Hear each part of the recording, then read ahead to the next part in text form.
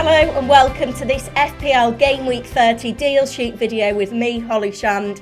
We've still got an exciting week of Premier League action with 14 teams still to play in double game week 29, so hold off on transfers until at least Thursday if you've got the funds to do so. Let's get into it. Starting off with defenders then, and Aston Villa's Tyrone Mings is firmly on the buy list. Villa have kept 3 clean sheets in their last 4 games and Mings has got an assist in that time as well.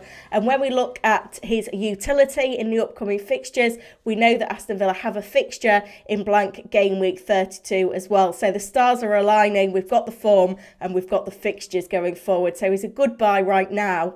On the monitor list is Brighton's Estupiñán. We didn't know whether he'd be available for double game week 29 after a busy international break, but he turned up. He delivered 8 crosses, including 3 successful crosses in the fixture against Brentford and 4 key passes as well. So he's another player who could be a very good option for managers planning on playing a free hit in 32 when Brighton, of course, blank for the FA Cup semi-finals. The Seagulls have kept 2 clean sheets in 4 as well. Bournemouth up next is a really enticing fixture. A couple of tricky ones after that though, but I think you've got to back the Seagulls anyway, given their current form. I think they're capable of beating anyone right now in the Premier League. On the sell list is Arsenal's Zinchenko. I think now is absolutely a good time to get off Arsenal defenders because their fixtures are turning for the worse. They do have a nice fixture against Southampton in game week 32, but if you're on a free hit, you can obviously bring them back for that. The concern is that Zinchenko hasn't completed 90 minutes in any of the last 3 game weeks and just 1 clean sheet in the last 4 as well. Into the midfield then, and on the buy list is Manchester City's Jack Grealish. I think for the first time ever, he's a credible fantasy asset at Manchester City and a big differential as well. And if Haaland is fit, it does allow us to double up on the Man City attack in a differential way. I think now is a good time to double up, given the fixtures. Obviously, a really attractive fixture this weekend against Southampton, which makes him a priority to bring in. He did very, very well in game week 29, got a goal and an assist against Liverpool. And we have to bear in mind that with Foden injured, Grealish looks pretty locked in to be playing on the left-hand side of City's attack. We've also seen that he's only missed starting in 1 Premier League game since the restart, so that's something to consider as well. On the monitor list is Liverpool's Mo Salah. Tricky fixture this weekend, but that may not slow him down because in his last 4, he's got 4 goals, 2 assists. He's been doing it on the big stage. Even though Liverpool have been struggling, he's still been performing. The difficulty though is he is expensive, so it's hard to get him in, especially when we've got the likes of Haaland, Kane, Bruno Fernandes that we're trying to squeeze into our squads right now.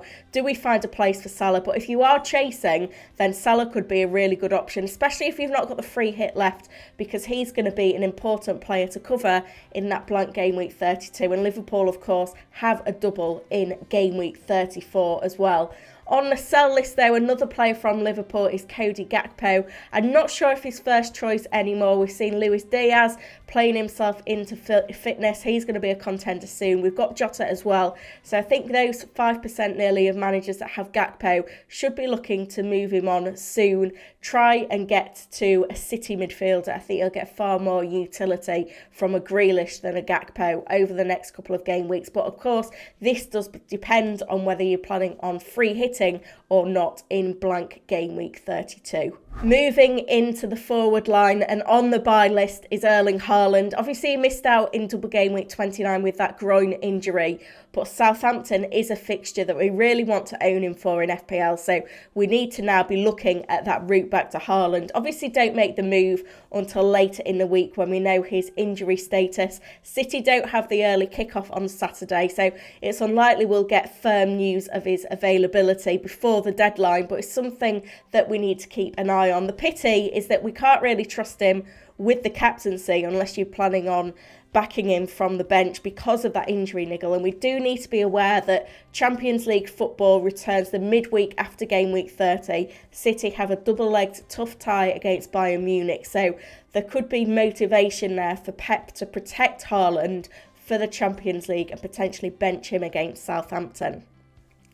On the monitor list is Arsenal's Gabriel Jesus. He played his first start in the Premier League for Arsenal since before the World Cup, and he did impress with a brace in that fixture against Leeds. And we also need to bear in mind the underlying numbers were really good. He had 3 big chances. He was top for XG as well with 1.51. Liverpool next is not the easiest fixture, but he is one to monitor and certainly a good option for anyone that is planning to free hit in 32. He's the talisman of this Arsenal attack when he's available. We saw him took a pen as well while Saka was off the pitch, which was interesting to see, which will be great for his confidence. He is a confidence player.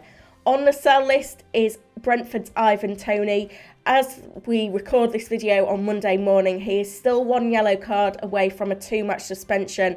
If he picks that up in the second of his double game week 29 fixtures against Manchester United on Wednesday, then he would serve the first game of that suspension in game week 30. So that's why many are looking to him to be the option to move away from to get in Erling Haaland. Given his yellow card record this season, I think it's likely that that suspension is going to come soon. But he is a difficult sell with 3 attacking returns in his last 4 games. And should he be available in game week 32, he's a good option for that blank game week as well. But remember those FA charges regarding betting.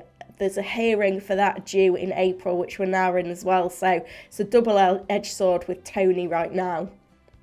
Let me know in the comments then your plans for game week 30, and also make sure you like this video, subscribe to the channel as well, help me to get the content out to as many people as possible. I'll be back on Thursday with my team selection video. Good luck for FPL Game Week 30.